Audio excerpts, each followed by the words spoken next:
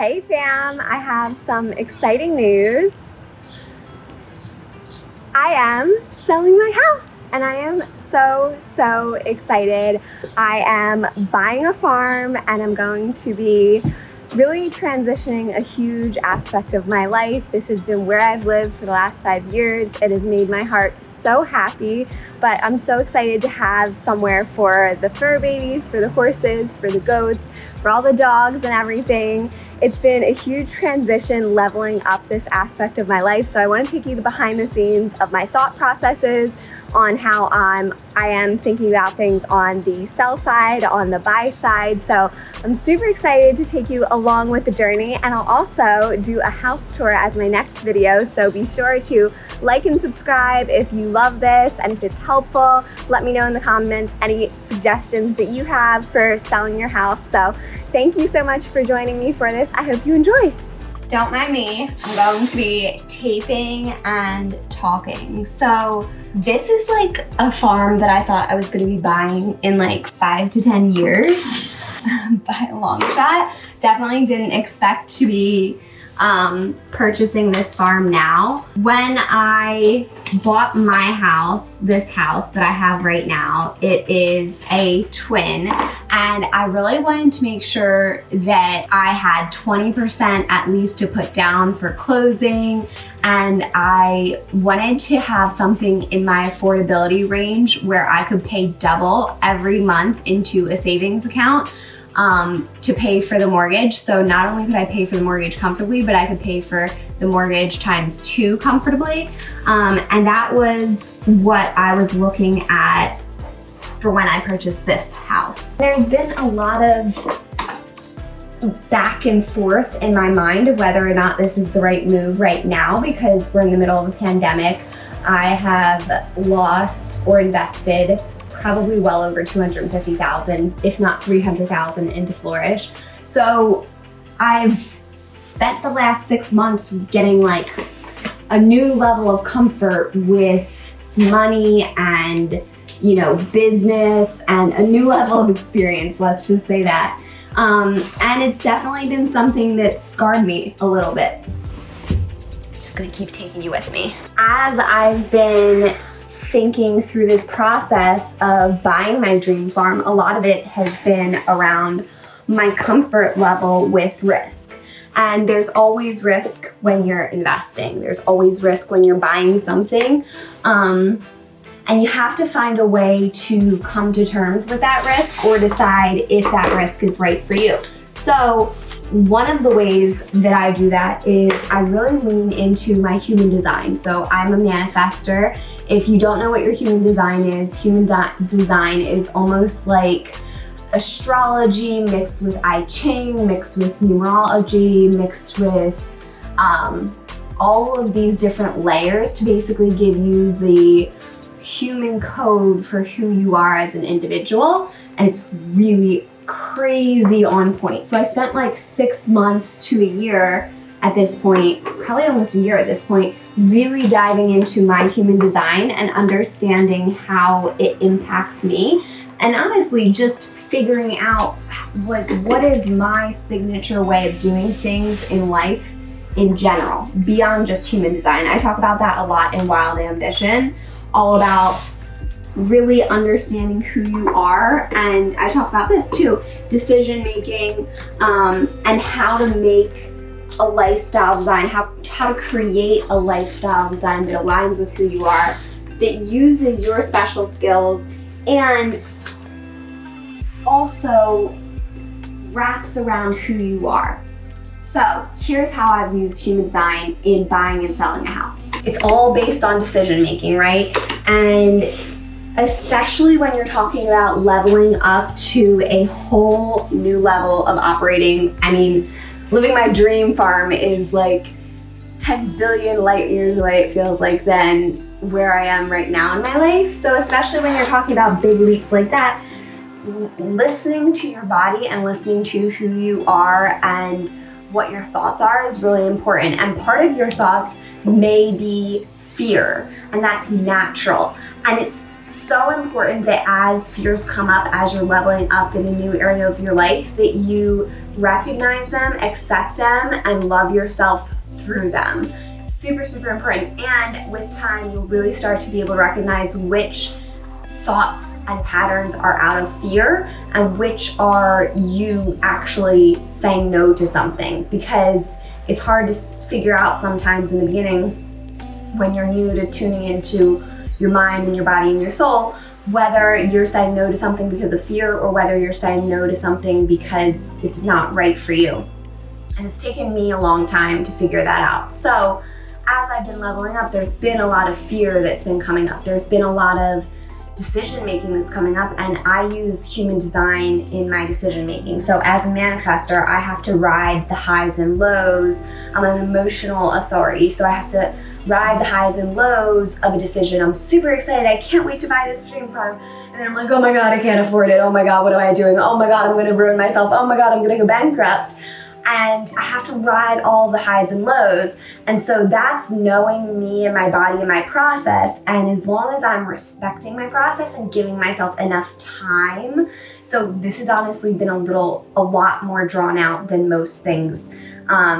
It's not on the market yet, so thankfully I have some time, but I'm taking like a week and a half between receiving their counter proposals before I respond. So knowing your human design, knowing how you operate, and knowing your decision-making processes helps you to really move through big moments in your life, big levels up, big challenges, anything that you're coming across, and enables you to make decisions that are aligned with who you are truly down in your soul. So let's get into like also the business aspects of it, the financial aspects of it, because that's decision making and mentality.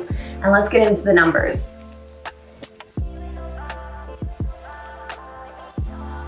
So part of the numbers is spiritual and manifestation and mentality, opening myself up to receiving more, feeling comfortable with receiving more. And then part of it is just financials. And so I like to mix both of them. I've been creating financial models for the farm and the projected income that it might have from both agriculture, and if I decide to create some Airbnbs from some of the buildings that are on the farm. So I've been tracking all of the numbers, and that includes all of the closing costs, all of the closing costs from my house and the proceeds that I'd received from it, with a broker, without a broker, at different levels too, if it sells for anywhere in a range of 75 grand. So I have the numbers done, and all of my models are super conservative. So it's assuming that I receive, a fairly low value for my property based on current market values. So as I'm going through this process, I'm running the numbers, doing comparables, researching other farms per acre, other farms that are being listed. It's something that I'm constantly doing to make sure that ultimately it's good investment. You always want to buy low and sell high. It's a fundamental of real estate, a fundamental of investing in general. So with this property, I purchased it in less than 24 hours for, I think my original offer was like 35 grand below asking, and we settled on 15,000 or 17,000 below asking. And then by the time the day had finished, they had received offers for more than 25 grand over asking. So I really did my due diligence in valuation, negotiated hard for this house, even though I absolutely loved it. And I'm doing the same thing for this farm, even though I'm obsessed with this farm, even though it's my dream farm, even though I could technically afford full asking price, I'm still negotiating. And what that means is for this, I think my initial offer, we didn't know what the initial asking price is because it's off market. I think our initial offer was $300,000 below asking. And at this point, it's $220,000 below asking. And I'm also, as I'm presenting the offer though, showing the value of the offer. So even though it's $220,000 below asking, if they brought it onto market, they would lose over $100,000 in brokerage fees for it being sold by a broker. So they're saving over $100,000 by selling it privately. So I make all of those points in the offers that I'm making. And then the offer that I'm making is a letter of intent. So typically I would do an agreement of sale. Typically for a piece of property, you always want to put an offer in writing as soon as you can, because that's the only offer that's valid. A verbal offer isn't valid. Contracts for real estate have to be in writing. But for this in particular, the agreement of sale is going to be rather complex because I have a lot of things built into it.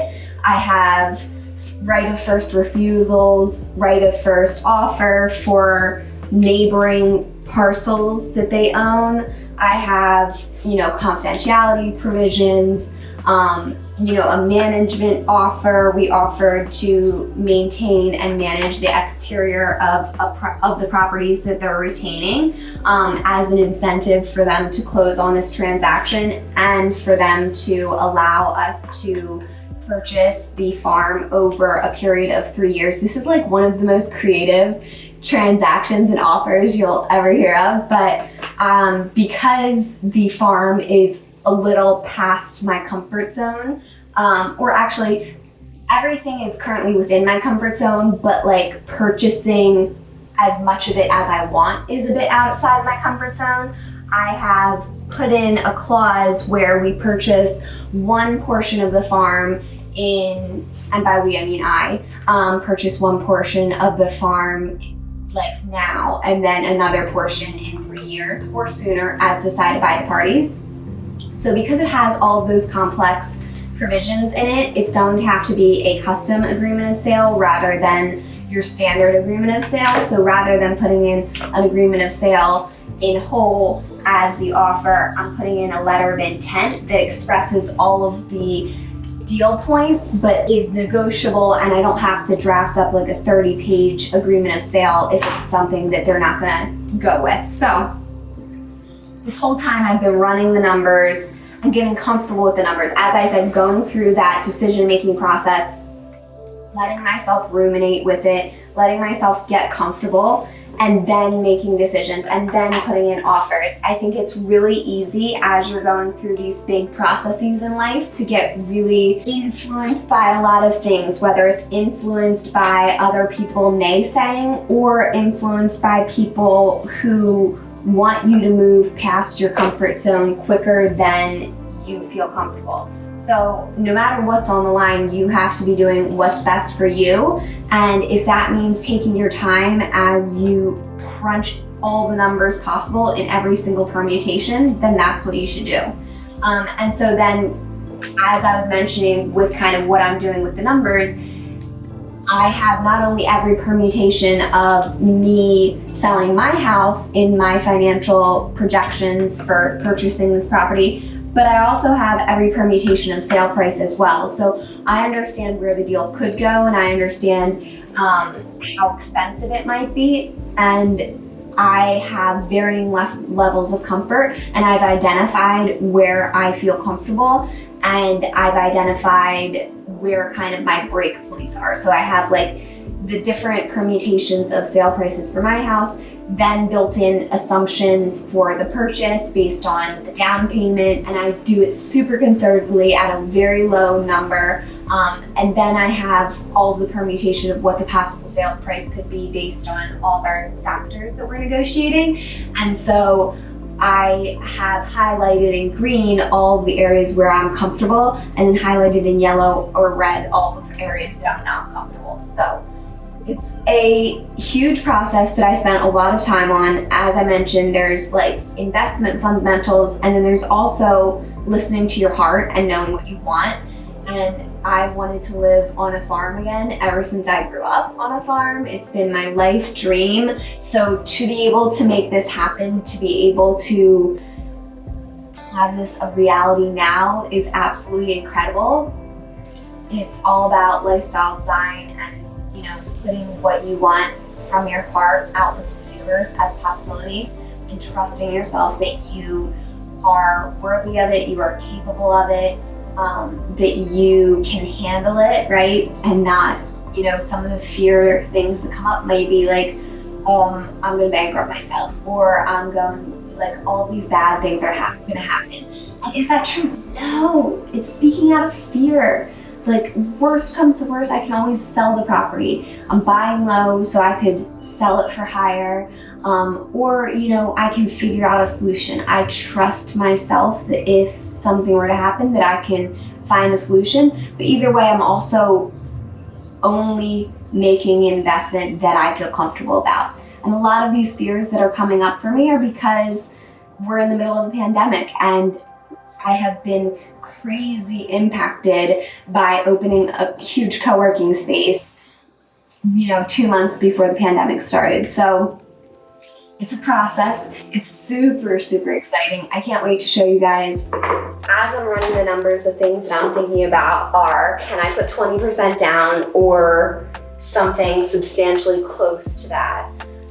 And then, do I have enough to cover carrying costs for at least almost a year, and making sure that I feel comfort in that. So this is an investment which I consider a little bit different than investing in your actual home, which, because this has income potential with additional buildings that it includes and everything. So you want to think, how much of a runway can I have and can I create for myself to create opportunity for myself and make sure. And then, of course, can I afford the monthly mortgage whether or not I have income? So those are all things that I'm considering, like how much my costs will be after income, how much my costs will be before income, how much runway I'm creating for myself. And in my financial projections, I am very conservative for all of these numbers. So I'm making sure that I'm setting myself up for success